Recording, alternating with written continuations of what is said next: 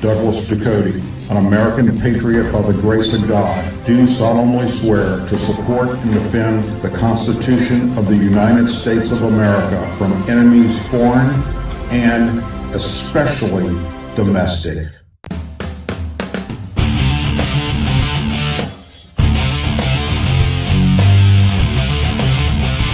I, Douglas Ducote, an American patriot by the grace of God, do solemnly swear to support and defend the Constitution of the United States of America from enemies foreign and especially domestic. Say it with me. I pledge allegiance to the flag of the United States of America and to the republic for which it stands, one nation, under God, indivisible, with liberty and justice for all. Good evening, patriots. The dementia imbecile patient, aka Joe Biden, who occupies 1600 Pennsylvania Avenue, is about to get us all killed. What I'm about to share with you slipped under the radar of the news media yesterday because of the constant coverage of Donald Trump's witch hunt trial verdict. Although in the past few hours, it's now starting to reach all the news media and they're starting to talk about it. First, let me remind you of the red line that Russian President Putin has drawn regarding American and NATO interference with their war against Ukraine. He said, and I quote, "Any use of weapons supplied to Ukraine by American or NATO forces that strike inside of Russia would be considered an act of war, and Russia would retaliate with nuclear weapons." That being said, he has constantly mentioned red lines using nuclear weapons to end the war in Ukraine. The absolute only reason this war is still able to go on and Russia not be able to take over Ukraine 2 years later is American and NATO countries supplying Ukraine with the weapons needed to fight off the Russian invasion. Then, under the cover of darkness, literally the darkest day in American history, a former president of the United States is convicted of 34 felonies, and that occupies 100% of our news coverage, allowing Joe Biden to do the following while little was being paid attention.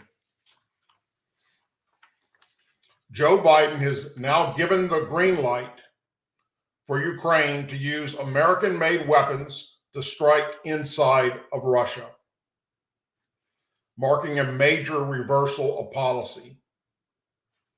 The Pentagon has confirmed that Biden signed off on the Ukrainian use of U.S. missiles to strike inside of Russia.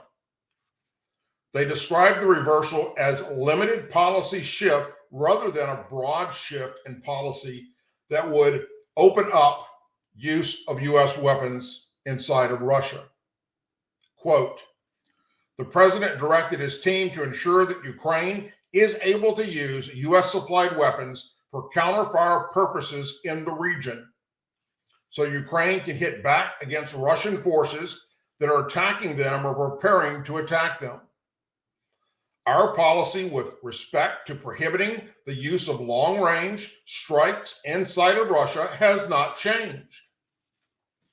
Deputy Pentagon Press Secretary Sabrina Singh reiterated no change in policy multiple times when she was asked about the policy during a briefing yesterday afternoon at the Pentagon that no one covered because of the Trump verdict. Deputy Pentagon Press Secretary is a liar.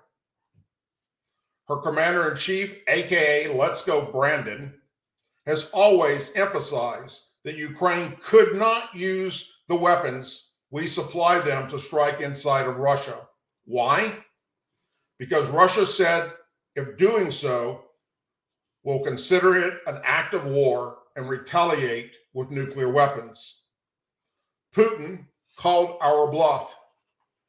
And up until now, it worked. But now Biden is calling his. The only question now, will Russian President Putin make good on his red line? Time will tell. But I, for one, have said all along, we are knee-deep back in the Cold War with Russia thanks to this incompetent administration.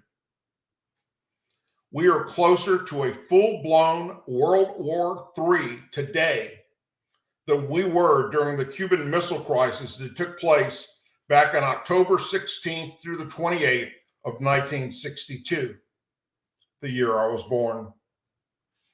We're now faced with the end of civilization on planet Earth with the use of nuclear weapons because of a senile, incompetent, geriatric patient.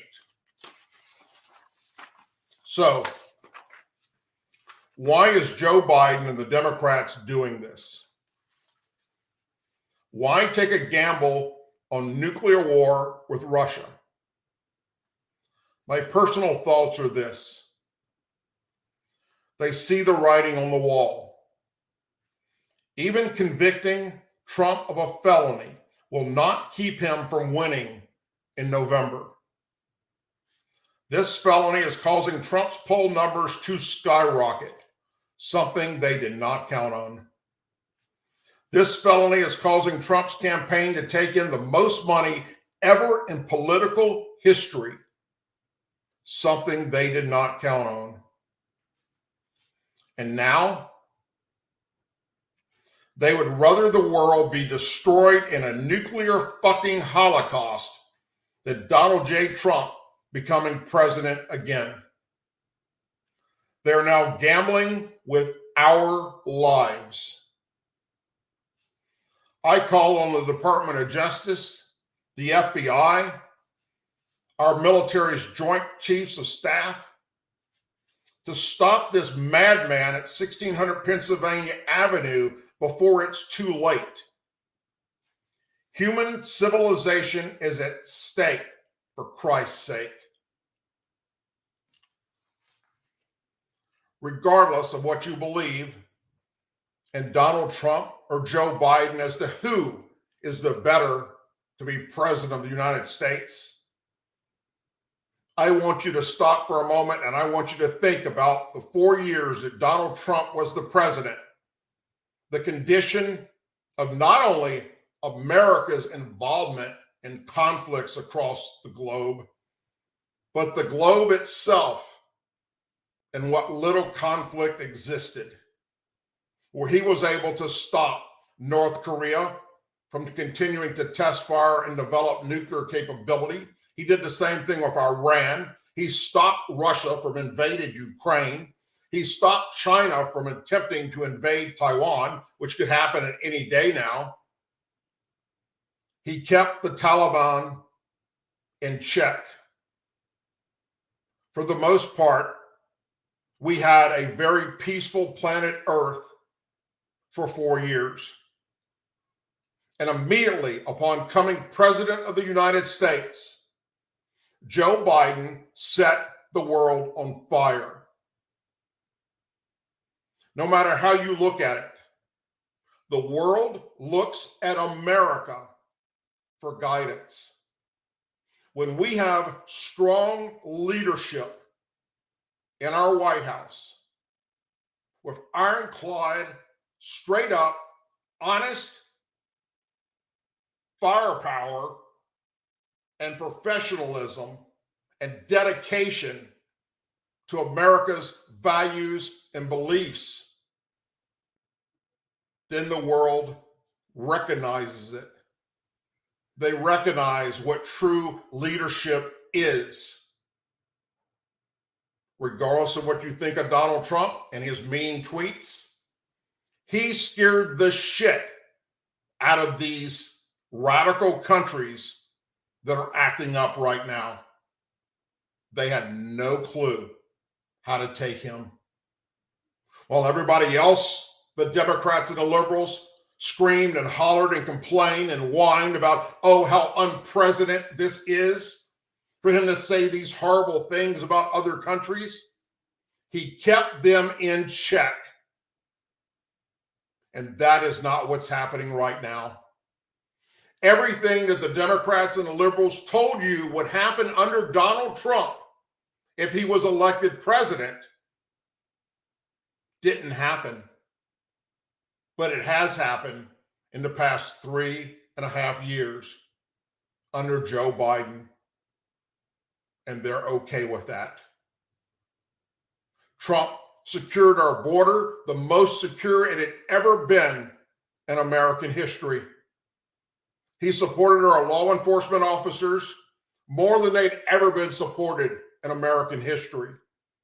He saw to it that the strength of our military was at its highest peak.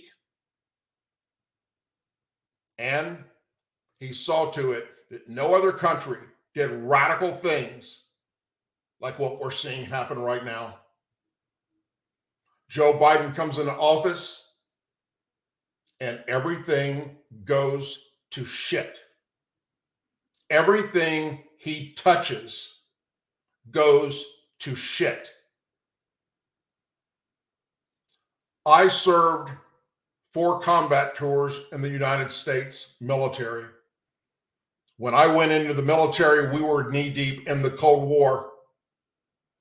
And any veteran that served in the Cold War can tell you that when it ended under the leadership strength of Ronald Reagan, it was a massive relief. It was a weight lifted off of our shoulders that we weren't all going to die in a nuclear holocaust. Folks, this administration has brought us closer to nuclear war than at any time since the beginning of the very first atomic bomb was ever tested. And the Democrats and the liberals don't care. It is my belief that everything they've attempted to do has not worked to keep Donald Trump from becoming the next president again. And they'd rather risk our lives and the lives of all civilization on this planet than allow him to be the president again. That is a very sick, warped ideology that I cannot, for the life of me, grasp or understand.